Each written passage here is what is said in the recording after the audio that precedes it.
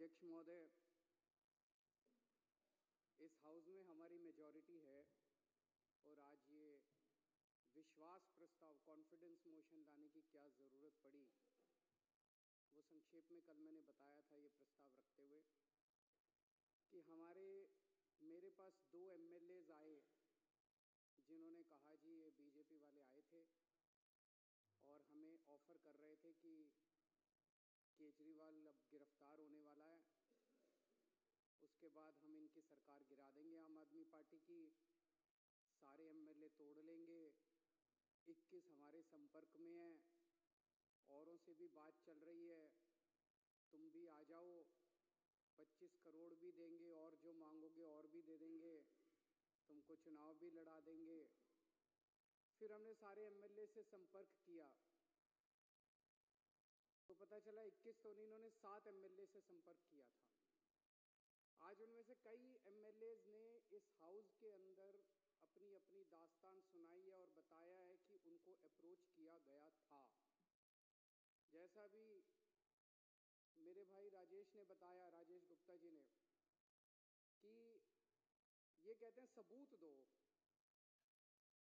कैसे सबूत दें, किस चीज का सबूत दें? कभी किसी रिश्तेदार के जरिए आ जाते हैं, कभी किसी दोस्त के जरिए आ जाते हैं, आके कहते हैं जी आ जाओ हमारे साथ, अमित शाह से मिलवा देंगे, फलाना कर देंगे। उसकी कोई आदमी कोई टेप रिकॉर्डर जेब में लेके थोड़ी घूमता है कि कोई आएगा और मैं उसको टेप कर लूंगा। किस चीज का सबूत दे? तो मैं एक तो ये कहना चाहता हूं, ये बड़े दिनों से इनको ये लग रहा है कि केजरीवाल को गिरफ्तार कर लेंगे और पार्टी खत्म हो जाएगी।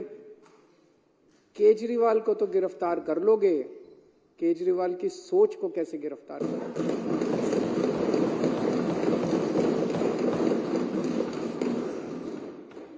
और एक केजरीवाल को गिरफ्तार कर लोगे, मेरे भारत मां की कोख से 1 लाख केजरीवाल पैदा हो जाएंगे। आज जिस तरह से इन्होंने आम आदमी पार्टी पे हमला बोला हुआ है, इतने हमारे नेता गिरफ्तार कर लिए, हमारा सारा काम रोकने की कोशिश कर रहे हैं, धमकियां दे रहे हैं, ये कर रहे हैं, वो कर रहे हैं, सब तरफ से, चारों तरफ से हमले ही हमले हमारे ऊपर किए जा रहे हैं। देश का एक एक बच्चा देख रहा है कि हो क्या रहा है। सारे लोग देख रहे हैं, इनको लगता है लोग बेवकूफ हैं, लोग बेवकूफ नहीं हैं। अब पार्कों के अंदर चर्चा होने लगी है कि ये चल क्या रहा है, तो लोग एक प्रश्न पूछने लगे हैं, क्या मोदी जी केजरीवाल को खत्म करना चाहते हैं? क्या मोदी जी केजरीवाल को क्रश करना चाहते हैं? क्या मोदी जी केजरीवाल को कुचलना चाहते हैं? ये मैं नहीं पूछ रहा, देश का बच्चा बच्चा पूछने लगा है। जिस तरह का अटैक आम आदमी पार्टी के, इतने सारे हमारे नेता गिरफ्तार कर लिया। कभी भारत क्या दुनिया के इतिहास में हमारा नंबर 2 भी अंदर है, नंबर 3 भी अंदर है, नंबर 4 भी अंदर, अब कह रहे नंबर 1 को भी अंदर डालेंगे। तो इस तरह का आक्रमण कभी नहीं देखा गया। तो ये चर्चा चल रही है, ये क्यों हो रहा है? क्योंकि आज पूरे देश के अंदर बीजेपी का सबसे बड़ा चैलेंजर आम आदमी पार्टी है। आज अगर बीजेपी को खतरा है, भविष्य का खतरा है, तो केवल और केवल आम आदमी पार्टी से खतरा है। इसलिए बीजेपी येन केन प्रकारेण जो मर्जी करके आम आदमी पार्टी को कुचलना चाहती है। और आज पूरी जिम्मेदारी के साथ मैं कहना चाहता हूं, इसमें कोई अहंकार नहीं है कि 2024 के अंदर बीजेपी अगर नहीं हारी लोकसभा चुनाव, तो 2029 के अंदर आम आदमी पार्टी इस देश को बीजेपी से मुक्ति दिलाएगी।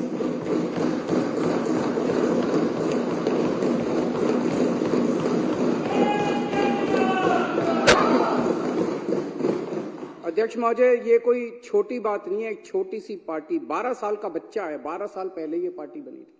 एक 12 साल का छोटा सा बच्चा है ये पार्टी। इस 12 साल के बच्चे ने इतने बड़े बड़े पार्टियों को चने चबा दिए। इस देश के अंदर 1350 पार्टियां रजिस्टर्ड हैं, 1350। उन्हीं में से एक पार्टी आम आदमी पार्टी थी। जब हमारी पार्टी 26 नवंबर 2012 को रजिस्टर की गई थी, रजिस्ट्रेशन के लिए अप्लाई किया था हम लोगों ने। 2012 26 नवंबर आम आदमी पार्टी का रजिस्ट्रेशन आज से 12 साल पहले अप्लाई किया गया था। मात्र 10 साल के अंदर आज तीसरी सबसे बड़ी पार्टी बन गई है पूरे देश के अंदर। बीजेपी और कांग्रेस के बाद तीसरी सबसे बड़ी। एक एमएलए बनने के लिए लोगों की चप्पल घिस जाती है, पूरी जिंदगी बीत जाती है। एक एमएलए बनने के लिए, काउंसलर बनने के लिए ये कोई इत्तेफाक नहीं है कि ये पार्टी इतने कम समय के अंदर आज 2 राज्यों के अंदर हमारी फुल फ्लेजेड सरकार है। बहुमत, भारी बहुमत के साथ, ऐतिहासिक बहुमत के साथ सरकार है। दिल्ली के अंदर 70 में से 67 सीट इतिहास में कभी नहीं आई। पंजाब के अंदर 117 में से 92 सीट पंजाब के इतिहास में कभी नहीं आई। गुजरात के अंदर पहली बार चुनाव लड़े, पहली बार के अंदर हमारे 14% वोट और 5 एमएलए आ गए। गोवा के अंदर पहली बार चुनाव लड़े और गोवा के अंदर हमारे आज 2 एमएलए हैं। ये कोई छोटी बात नहीं है, इतनी छोटी सी पार्टी और इतना बड़ा। और चंडीगढ़ के अंदर तो आपने देखा हमारा मेयर इन्होंने किस तरह से छीन लिया इन लोग। तो ये कोई छोटी बात नहीं है। और मात्र 12 साल के बाद आज नेशनल पार्टी बन गई। तो आज इनको खतरा और डर भविष्य का केवल और केवल आम आदमी पार्टी से है। और ये भी जानते हैं, और फिर मैं दोहरा रहा हूं कि अगर ये 2024 में जीत जाते हैं तो 2029 में बीजेपी को इस देश को बीजेपी से मुक्ति आम आदमी पार्टी दिलाएगी। कुछ लोग ये भी कहते हैं जब चर्चा करते हैं लोगों के साथ, लोगों में, मैं तो ये बता रहा हूं, ये मेरी भावनाएं नहीं है, लोगों की, जनता के अंदर जो चर्चा चल रही है। कुछ लोगों का यह भी कि आम आदमी पार्टी के पीछे इसलिए पड़ रही है, दिल्ली की हार को पचा नहीं पा रहे। याद करो 2014 में मई के महीने में क्या जबरदस्त बहुमत लेके मोदी जी आए थे, क्या जबरदस्त। उसके बाद हरियाणा जीत गए, महाराष्ट्र जीत गए। एक अश्वमेध यज्ञ का घोड़ा चला था, ऐसे लग रहा था जैसे इस घोड़े को कोई नहीं रोक पाएगा। और फिर जब 2015 में ये घोड़ा दिल्ली पहुंचा तो दिल्ली के 2 करोड़ लोगों ने इसको रोक लिया। और केवल रोका नहीं, 70 में से 67 सीट बीजेपी केवल 3 पे सिमट गई। तो लोगों को क्या कहना है कि तब से इन लोगों ने ठान लिया कि इस पार्टी को तो नहीं छोड़ना, इस पार्टी को तो कुचलना है किसी भी तरह से। और फिर अक्सर देखा गया इस तरह के नई पार्टियां आती हैं, आंदोलन से निकलती हैं, बनती हैं और फिर एक ही चुनाव में खत्म हो जाती हैं। इनको पूरी उम्मीद थी कि एक चुनाव के बाद हम इतना इनको तंग करेंगे। आने के बाद इन्होंने बहुत तंग किया, हमें काम नहीं करने दिया इन लोगों ने। लेकिन 5 साल के बाद इनको उम्मीद थी चलो 2015 तो जीत गए, 2020 में इनकी सरकार नहीं बनने दें। फिर 2020 के अंदर 70 में से 62 सीट, ये 8 सीटों पे सीट। 2019 में इतने भारी 303 सीट लेके लोकसभा के अंदर जीते, लेकिन उसके बाद दिल्ली के अंदर आके हार गए। तो इनको ये दिल्ली की हार पच नहीं रही। इन्होंने हमें रोकने के लिए क्या नहीं किया, सब कुछ किया इन्होंने हमें रोकने के लिए, कोई कसर नहीं छोड़े इन्होंने हमें रोकने के लिए। लेकिन जो हमारा असली चीज था वो ये, इन्होंने हमारे काम, सबसे बड़ी तकलीफ इनको किस बात की है कि जो काम हम लोग कर रहे हैं इनके पास उसका काट नहीं है। जो काम हम लोग कर रहे हैं ये वो काम नहीं कर सकते। हमने क्या क्या काम किए, हमने पिछले पहले हमारी दिल्ली में सरकार थी, पंजाब में सबसे बड़ा काम किया। दिल्ली में और पंजाब में दोनों जगह बिजली फ्री हो गई और बिजली 24 घंटे हो गई। मैं आज बीजेपी को चैलेंज करता हूं, 30 साल से गुजरात के अंदर तुम्हारी सरकार है, 15 साल से मध्य प्रदेश के अंदर तुम्हारी सरकार है, 10 साल से उत्तर प्रदेश के अंदर तुम्हारी सरकार है। एक राज्य के अंदर बिजली फ्री करके दिखा दो, तुम बिजली 24 घंटे करके दिखा दो। एक राज्य के अंदर इतने बड़े बड़े पावर कट लगते हैं, गुजरात के अंदर, मध्य प्रदेश के, पंजाब के अंदर 1 साल में 0 पावर कट हो गया। दिल्ली के अंदर 0 पावर, 24 घंटे बिजली आती है, फ्री बिजली आती है। तुमसे ना 24 घंटे बिजली आती तुम्हारे राज्यों में, ना फ्री बिजली आती। इतनी महंगी बिजली आती है, इतने पैसे लेते हो जनता से। दिल्ली के अंदर हमने और अब पंजाब में कर रहे हैं, शानदार स्कूल बना दिए, सरकारी स्कूलों का काया पलट हो गया। पूरी दुनिया से लोग देखने के लिए आ रहे हैं। पूरी दुनिया के अंदर आज शिक्षा के लिए जाना जाता है दिल्ली को कि स्कूल बड़े अच्छे हो गए, शानदार शिक्षा, हैप्पीनेस करिकुलम। अमेरिका के राष्ट्रपति की बीवी हमारा हैप्पीनेस करिकुलम की क्लास अटेंड करके जाती है। दिल्ली ने देश का नाम पूरी दुनिया के अंदर रोशन किया है। और इनके स्कूलों को उठा के देख लो, गुजरात, मध्य प्रदेश, उत्तर प्रदेश के स्कूलों को उठा के देख लो, क्या हालत बना रखी है। उनके अंदर जानवर घूम रहे हैं, ये टूटी पड़ी हैं, दीवारें टूटी पड़ी है। कितने गरीबों के बच्चों का भविष्य जो है इन्होंने अंधकार में डाला हुआ है। मैं चैलेंज करता हूं बीजेपी को, इतने सारे स्कूल तो छोड़ो, 10 स्कूल तुम अपने गुजरात में, मैं तो इतना घूमा गुजरात में चुनाव पर, एक स्कूल नहीं मिलता था जो इन्होंने ठीक कराओ। 30 साल के अंदर तुमसे एक स्कूल ठीक नहीं हुआ। ये काम तुम नहीं कर सकते, इसलिए इनको तकलीफ है। हमने दिल्ली में अस्पताल इतने बना दिए, सबका इलाज मुफ्त कर दिया, अस्पताल बना दिए, सबका इलाज मुफ्त कर दिया, मोहल्ला क्लिनिक बना दिए जिसमें गली गली के अंदर लोगों को इलाज मिलने लगा। तुम भी कुछ अच्छे, तुम लंबी लकीर तो खींच के दिखाओ यार, तुम कुछ अच्छा काम तो करके दिखाओ। हमने बुजुर्गों के लिए तीर्थ यात्रा कर दी, इतना आशीर्वाद देते हैं, इतना आशीर्वाद देते हैं बुजुर्गों को। और ये सारे काम पंजाब में भी हो रहे हैं। पंजाब में दिल्ली से ज्यादा मोहल्ला क्लिनिक, दिल्ली में तो 540 मोहल्ला क्लिनिक बने हैं, पंजाब में 800 से ज्यादा मोहल्ला क्लिनिक 1 साल के अंदर बन गए। महिलाओं के लिए फ्री बस यात्रा कर दी इन्होंने, इतना विरोध किया, लेकिन सारी महिलाएं तो हमारे साथ ही हैं। दिल्ली के अंदर पानी कोने कोने के अंदर पहुंचा दिया, घरों में पानी नहीं आता, कोने कोने के अंदर पहुंचा दिया, पानी फ्री कर दिया। कच्ची कॉलोनियों को लेके इन्होंने सबसे ज्यादा राजनीति की, अगर काम किया तो हमने किया। दिल्ली की कच्ची कॉलोनियों के अंदर सड़क बनाने का, पानी की लाइनें बिछाने का, हमने सीवर की लाइनें बिछाने का हमने काम किया।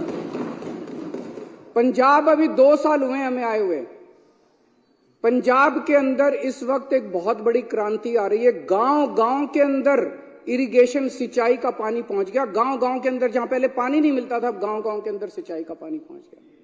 हमसे सीख लो, हमें सारे काम करने आते हैं, हमसे भी नहीं सीखोगे और काम भी नहीं करने दोगे।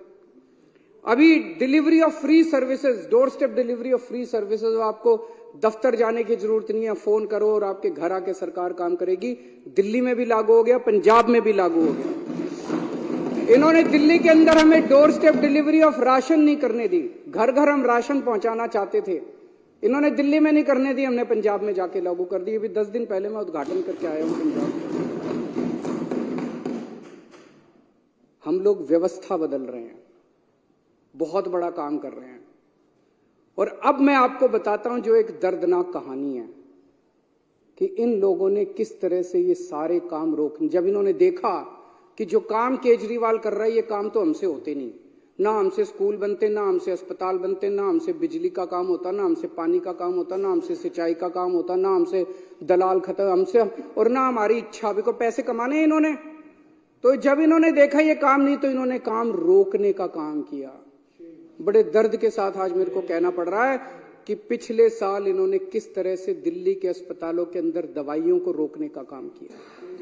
अस्पतालों के अंदर गरीब आदमी अपना इलाज कराने के लिए आता है, अस्पतालों के अंदर बेबस आदमी जिसके पास पैसा नहीं होता, जो अमीरों के अस्पताल में, 5 स्टार अस्पताल में इलाज नहीं करा सकता, वो कराने के लिए आता है। हमने अस्पताल बदले थे, अस्पताल शानदार बना दिए, सारी दवाइयों का सबका इंतजाम किया। इन्होंने अफसरों के ऊपर उनकी हाथ मरोड़ के उन दवाइयां बंद करा दी। इन्होंने टेस्ट बंद करा दिए। मोहल्ला क्लिनिक में 3 महीने तक पिछले साल मोहल्ला क्लिनिक में टेस्ट नहीं हो पाए।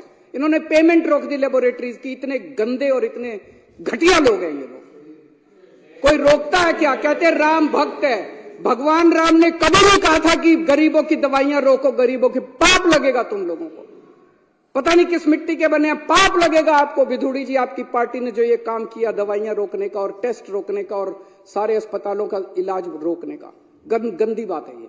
बता के जाना, आप भी रुक जाओ, बता के जाना अपनी पार्टी वालों को क्यों किया उन लोगों ने।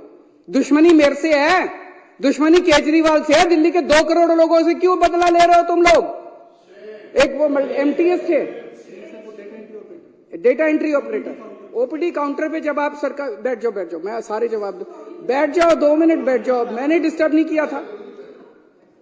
दिल्ली के अंदर जब आप अस्पताल में जाते हो, दवाई की खिड़की पे जाते हो, खिड़की ऊपर एक आदमी बैठा मिलता है रजिस्ट्रेशन करने के लिए, ओपीडी के लिए, ओपीडी का कार्ड काटने के लिए। वो कॉन्ट्रैक्चुअल था, वो डेटा एंट्री ऑपरेटर था। एक दिन एक ऑर्डर पास करके इन्होंने दिल्ली के सारे सरकारी अस्पतालों के डेटा एंट्री ऑपरेटर हटा दिए। अब अस्पताल के अंदर रजिस्ट्रेशन करने वाला कोई नहीं बचा। अरे करना क्या चाहते हो? दिल्ली के लोगों को मारना चाहते हो क्या? एक दिन फरिश्ते स्कीम कि अगर दिल्ली की बाउंड्री के अंदर किसी का भी एक्सीडेंट होगा उसका फ्री में इलाज किया जाएगा, चाहे प्राइवेट में हो चाहे सरकारी अस्पताल में हो। 23,000 लोगों का हम फ्री में इलाज करा के उनकी जिंदगी बचा चुके हैं। इन्होंने फरिश्ते स्कीम बंद करा दी। इन लोगों ने, इतने घटिया किस्म के लोग हैं ये लोग। मेरा दिल रोता है जब मैं ये सारी चीजें, मैं जानता हूं किसी दिन लिखूंगा ये सब कि किस तरह से भारतीय जनता पार्टी के लोगों ने कितने घटिया स्तर के ऊपर इन लोगों ने काम किया है। ये राजनीति होती है, ये राजनीति। सत्ता के लिए तुम किसी भी हद तक चले जाओगे, कुछ भी करोगे सत्ता के लिए। अरे मेरे से दुश्मनी है, मेरे को गालियां दे लो यार, दिल्ली के लोगों का इलाज तो मत रोको कम से कम। आप लोगों को लगेगा केजरीवाल झूठ बोल रहा है। भाई सरकार तो हमारी है, फिर ये कैसे रोक सकते हैं? ऐसा मन में आएगा ना कि भाई सरकार तो हमारी है, सरकार तो केजरीवाल की है, फिर ये कैसे रोक सकते हैं? मैं बताता हूं कैसे रोक सकते हैं। सर्विसेज इनके पास है। सर्विसेज का मतलब ट्रांसफर पोस्टिंग, किस अफसर को कहां लगाना है, कहां से हटाना है, किस अफसर के खिलाफ कार्रवाई करनी है। अगर कोई अफसर करप्शन करता है तो उसके खिलाफ कार्रवाई, डिसिप्लिनरी प्रोसीडिंग, विजिलेंस, जेल भेजना, ये सारा इनके पास है। पूरा अफसरशाही के ऊपर और स्टाफ के ऊपर और कर्मचारियों के ऊपर इनका कंट्रोल है। आज मेरे को जो मेरा चपरासी मेरे कमरे में चाय पिलाने आता है, अगर कल वो कह दे मैं चाय नहीं पिलाता, मैं उसकी ट्रांसफर नहीं कर सकता मुख्यमंत्री होके भी। इतनी भी पावर नहीं है मेरे पास। सुप्रीम कोर्ट ने ऑर्डर पास किया, भाई ऐसे सरकार नहीं चल सकती, इनके ऊपर कंट्रोल मुख्यमंत्री का होगा। इन्होंने कानून ला के पास कर दिया कि नहीं, कि मुख्यमंत्री का नहीं होगा, एलजी का कंट्रोल होगा, केंद्र सरकार का कंट्रोल होगा। अब ये क्या कर रहे हैं? एक एक एक एक आईएएस अफसर को बुला के धमकी दी जा रही है। धमकी क्या दी जा रही है? कि अगर तुमने इस सरकार का एक भी काम किया, किसी भी मंत्री का एक भी काम किया, तुमको जेल भेज देंगे, तुमको सस्पेंड कर देंगे, तुम्हारे ऊपर झूठा केस बना देंगे।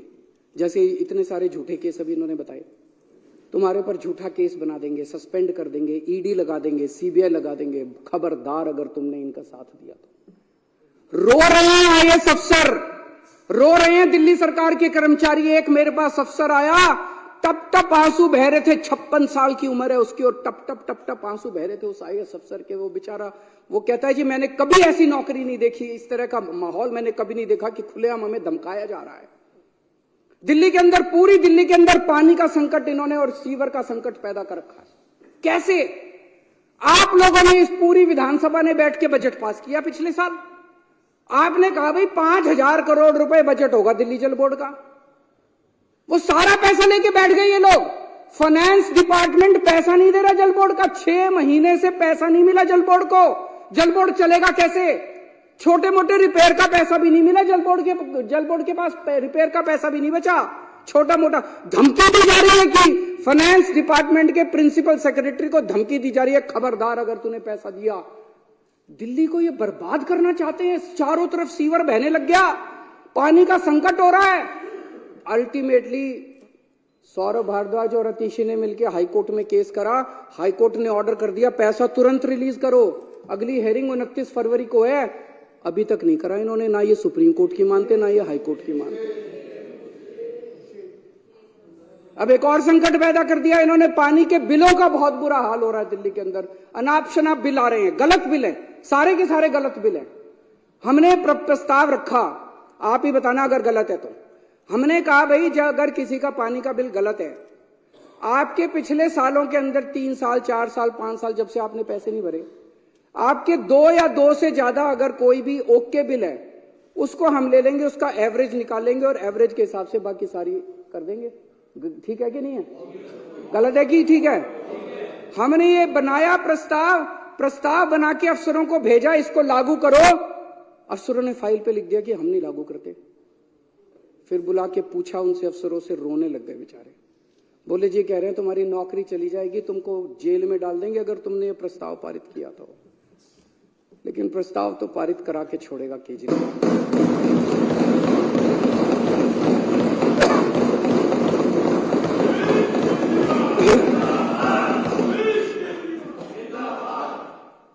देखते हैं कि बाजुए कातिल, क्या है वो? बाजुए कातिल में जोर कितना बाजुए कातिल में है। उन्होंने बिजली की सब्सिडी बंद करने की कोशिश की थी, मेरे को याद है। पिछले साल से खूब नौटंकी मचा रखी है उन्होंने। कभी बिजली कंपनियों के डायरेक्टर हटा दिए, कभी ये हटा दिया, वो हटा दिया कि बिजली की सब्सिडी बंद करो। इनको पता है कि बिजली की सब्सिडी से सबसे ज्यादा जनता प्रभावित है। होने नहीं दी मैंने इन लोगों की गंदी चाल।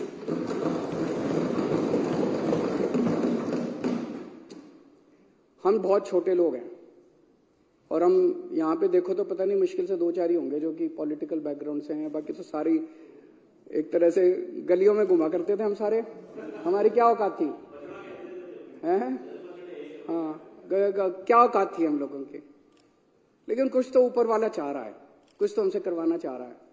मतलब एक सुंदर नगरी की झुग्गियों के अंदर मैं यूं ही घुमा करता था, कोई नहीं पूछता था। परिवर्तन नाम की एनजीओ चलाया करता था, आप लोग भी अपनी अपनी जिंदगी चला रहे थे। अचानक वहां से उठा के लोगों का पता नहीं क्या प्यार था, क्या किस्मत थी, ऊपर वाला हमसे क्या कराना चाह रहा है, यहां पहुंचा दिया हम लोगों को।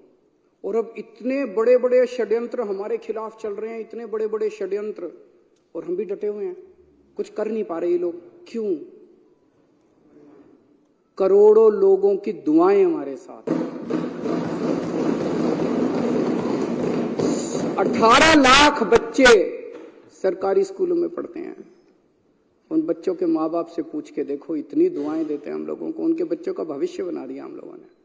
उसमें बीजेपी वालों के भी हैं, कांग्रेस। हमने कभी राजनीति नहीं की। हमने ये नहीं कहा कि आम आदमी पार्टी वालों के बच्चों को एडमिशन देगी, बीजेपी वाले सारे आओ, सारे हमारे बच्चे हैं, चाहे बीजेपी वालों के चाहे कांग्रेस। बच्चे पढ़ जाएं। उन बच्चों के माँ बाप का आशीर्वाद हमारे साथ है। लाखों करोड़ों लोगों का मुफ्त में इलाज हुआ अस्पतालों के अंदर, मोहल्ला क्लिनिक के अंदर। उनकी दुआएं हमारे साथ है।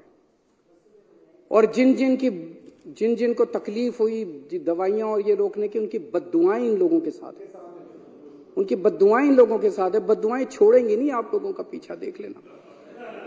फरिश्ते के अंदर जो इतने सारे लोगों का इलाज कराया, उनकी दुआएं हमारे साथ है, उनका आशीर्वाद हमारे साथ है। इस आशीर्वाद को कैसे रोक पाओगे तुम लोग? केजरीवाल को तो गिरफ्तार करोगे, लोगों की दुआओं को कैसे गिरफ्तार करोगे?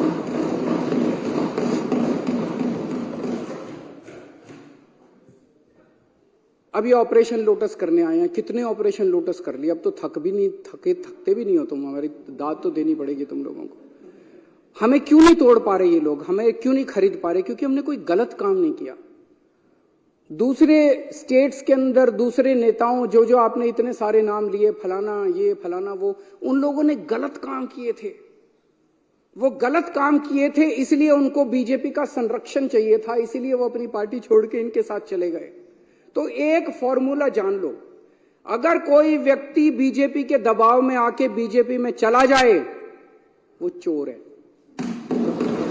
और अगर कोई व्यक्ति बीजेपी के दबाव के बावजूद बीजेपी में ना जाए, तो ईडी और सीबीआई वाले चाहे उसको जितने मर्जी जेल में डाले, वो कट्टर ईमानदार है। मनीष सिसोदिया पे इन्होंने कितना दबाव डाला। खुलेआम है मनीष सिसोदिया को बोले केजरीवाल की पार्टी छोड़ दे, केजरीवाल की सरकार गिरा के तेरे को मुख्यमंत्री बना देंगे। पर मनीष सिसोदिया हेमंत बिश्व शर्मा तो नहीं है, उसने कोई चोरी तो नहीं कर रखी। वो बोला मेरे को मुख्यमंत्री भी नहीं बनना और मैंने कोई गलत काम नहीं किया। तुम 1 2 साल 3 साल रख लोगे, अल्टीमेटली तो मैंने बाहर आना ही आना है। मैंने कोई गलत काम नहीं किया, मैं क्यों टूटूंगा? आप सब लोगों को, इतने सारे लोगों को इन्होंने अप्रोच किया। मैं सलाम करता हूं आप लोगों को कि क्या गजब के लोग हो आप लोग। टूटे नहीं, आप टूटे नहीं। आप भी मेरी ताकत हो। दिल्ली के 2 करोड़ लोग और दिल्ली के जो आप 61 विधायक हो, आप सब लोग मेरी ताकत हो, जिसकी वजह से आज मैं इन लोगों का मुकाबला कर पा रहा हूं। अगर आप में से कई लोग टूट जाते, मेरी भी सरकार गिर जाती। पर आप लोग नहीं टूटे, आप लोग मेरी ताकत हो। सबको कहते हैं बीजेपी ज्वाइन कर लो, बीजेपी ज्वाइन कर लो, और इन्होंने हमें बदनाम करने में कोई कसर नहीं छोड़ी। अभी इतनी बड़ी लिस्ट बताई इन्होंने कि डीटीसी में भी स्कैम हो गया, क्लासरूम में भी स्कैम हो गया, क्या क्या था, पानी में भी स्कैम हो गया, बिजली में भी स्कैम हो गया, राशन में भी स्कैम हो गया, किसी बटन, कोई बटन था बटन में भी स्कैम हो गया, फलाने में भी स्कैम हो गया। मैं एक चीज जानना चाहता हूं, जितने पूरे देश में आज तक एमएलए खरीदे हैं तुम लोगों ने, कितना पैसा खर्च किया उसमें? और वो पैसा कहां से आया यही बता दो तुम लोग। बस ईमानदारी से इस देश को बता दो कि कर्नाटक में एमएलए खरीदे, मध्य प्रदेश में एमएलए खरीदे, गोवा में एमएलए खरीदे, इधर एमएलए खरीदे, उधर इतना पैसा कहां से लाते हो यार तुम लोग? ये तो खुलेआम है।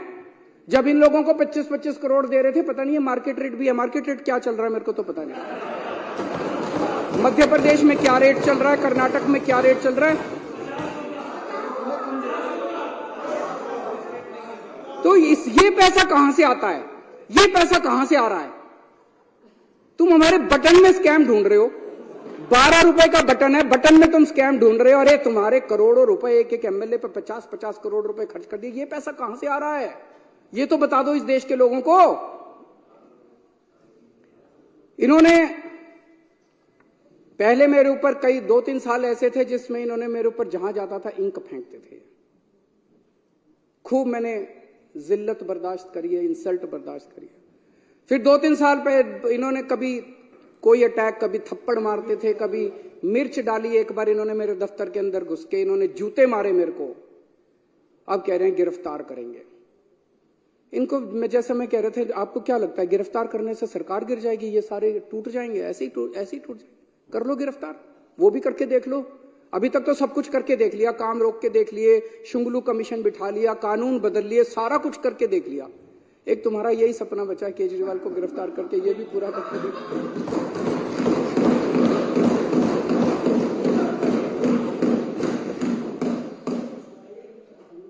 अभी तक तुमने इतनी रेड मारी, एक भी नेता के खिलाफ इसके ऊपर मुकदमा चलना चाहिए। बीजेपी वालों के ऊपर ऐसे ही रेड मारने घुस जाते हो किसी के घर में। कोई कानून नियम है, कायदा है या नहीं है, संविधान है या नहीं है?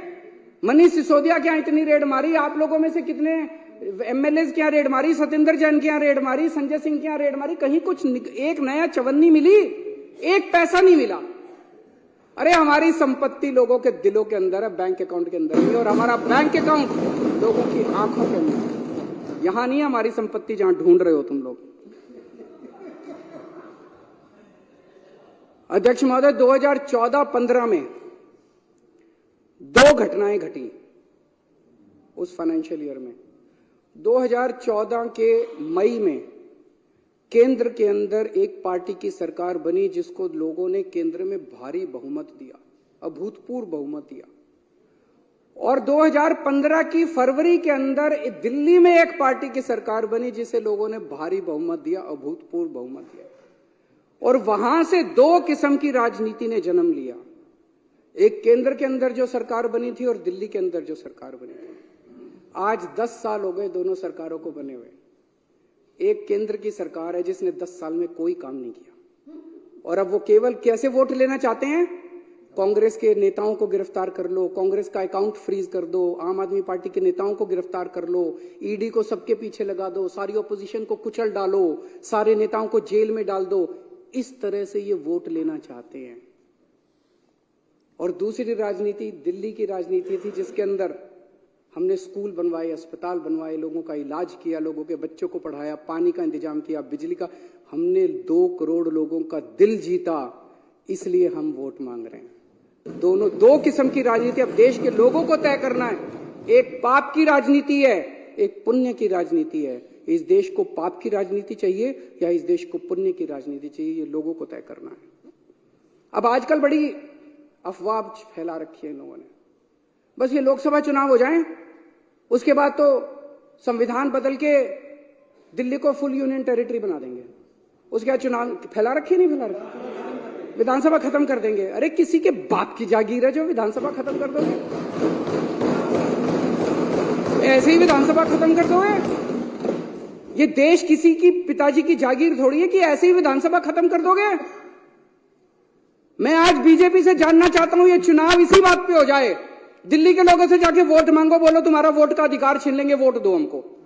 मजाल जो तुमको आज बीजेपी स्पष्ट कर दे कि लोकसभा के बाद दिल्ली की विधानसभा को भंग करेंगे कि नहीं करेंगे, इसी के ऊपर चुनाव हो जाए इस बार। आप भी जा जाके गली गली में बोलना और गली गली में लोगों को बताना कि अगर तुमने बीजेपी को वोट दे दिया तो तुम्हारा बीजेपी वोट का अधिकार छीनने वाली है। बीजेपी खुल के अंदर बोल रही है और बीजेपी को हम ललकारेंगे, अगर हिम्मत है तो करके दिखा दो। और एक और आप सबसे विनती है कि विधानसभा भंग करें या ना करें, हम यहां सत्ता के लिए नहीं आए, हम यहां सेवा के लिए आए हैं, काम करते रहना। हम एमएलए रहे ना रहे, मंत्री रहे ना रहे, मुख्यमंत्री रहे ना रहे, विधानसभा रहे ना रहे, पूरी जिंदगी देश के लिए न्यौछावर की है, सत्ता के लिए नहीं, हमने सर्विस सेवा के लिए हम लोगों ने न्यौछावर की है। मैं दिल्ली वालों को भी बोलना चाहता हूं, इन लोगों को आपके बेटे से तकलीफ है। आपने मेरे को बहुत कुछ दिया है दिल्ली वालों ने, सुंदर नगर की गलियों से उठा के एक आदमी को इतनी बड़ी जिम्मेदारी दिल्ली वालों ने दे दी। इन लोगों को आपके बेटे से तकलीफ है, ये आपके बेटे को क्रश करना चाहते हैं, ये आपके बेटे को खत्म करना चाहते हैं। लेकिन आप चिंता मत करना, मैं आपके साथ हूं, आपके लिए लड़ता रहूंगा मरते दम तक। मेरी ये विधानसभा भंग भी कर दें, अगर ये जितने मर्जी षड्यंत्र करते रहें, सत्ता में होते हुए या सत्ता में बाहर रह के, मेरी जिंदगी आप लोगों के लिए है।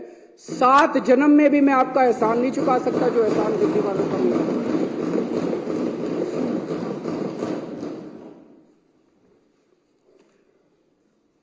बीजेपी वाले राजनीति में सत्ता के लिए आए हैं, उनके लिए ये सत्ता की लड़ाई है, हमारे लिए ये सेवा की लड़ाई है।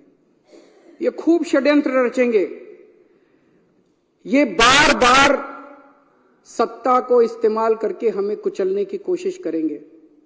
हम लोगों के आशीर्वाद से बार बार उठ के खड़े हो जाएंगे, फिर उठ के खड़े हो जाएंगे। जितनी बार ये कुचलने की कोशिश करेंगे, हम फिर उठ के खड़े हो जाएंगे। तुम्हारी मक्कारी के चक्रव्यूह से बाहर निकलने के लिए हमारे पास एक नहीं 100 अभिमन्यु इस पार्टी के अंदर हैं। आप जितने चक्रव्यूह रचोगे, उससे ज्यादा भेद के हम बाहर निकल आएंगे।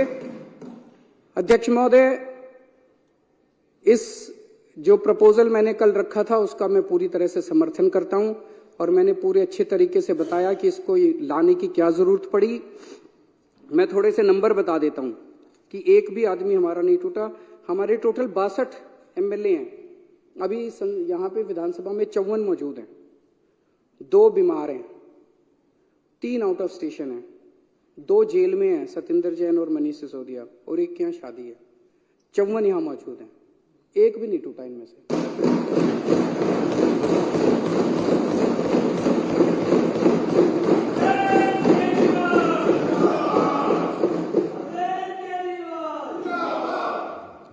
अब माननीय मुख्यमंत्री श्री अरविंद केजरीवाल जी द्वारा प्रस्तुत विश्वास प्रस्ताव सदन के सामने है। जो इसके पक्ष में वहां कहें, जो इसके विरोध में ना कहें। हाँ पक्ष जीता, हाँ पक्ष जीता, हाँ पक्ष जीता, हाँ पक्ष जीता। प्रस्ताव पास हुआ।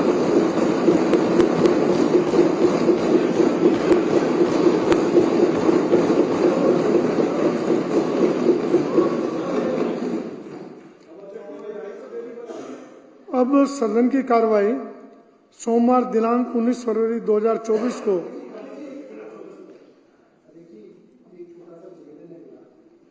सहमत हो, क्योंकि आचार संहिता आने वाली है लोकसभा चुनाव की वजह से, तो विधायकों को अपने कार्यक्षेत्र में भी काम करना होता है, तो और बजट सेशन थोड़ा सा लंबा चलेगा, तो अगर आप इसको सुबह 11 बजे से 1:30 बजे तक कर दें रोज, तो हमारे लिए थोड़ी सुविधा हो जाएगी।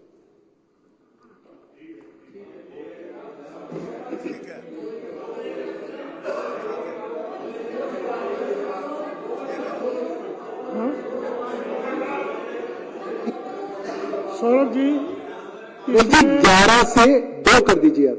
नहीं, शाम को आपकी एक्टिविटी होंगी, शाम को कुछ एक्टिविटी है वो प्लान कर रखिए। सौरभ जी, माननीय सदस्यों का ये बातचीत की थी। माननीय सदस्यों का विचार है कि सुबह ऑफिस में जाना होता है, सुबह शाम दोपहर 2 से 5 कर लो। अध्यक्ष जी नहीं, 2 से 5 अगर सहमत है। ये पब्लिक को अटेंड करने के लिए ऑफिस में जाना होता है सवेरे।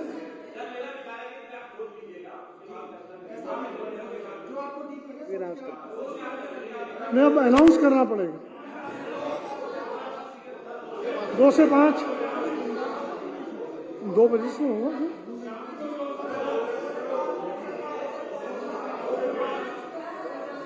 2 से 5 सौरभ जी 2 से 5 कर दें।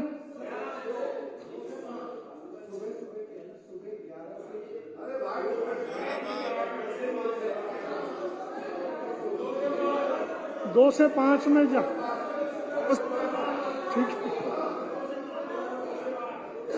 चलिए, अब सदन की कार्रवाई सोमवार दिनांक 19 फरवरी 2024 को पूर्वाह्न दोपहर बाद 2 बजे तक के लिए स्थगित की जाती है।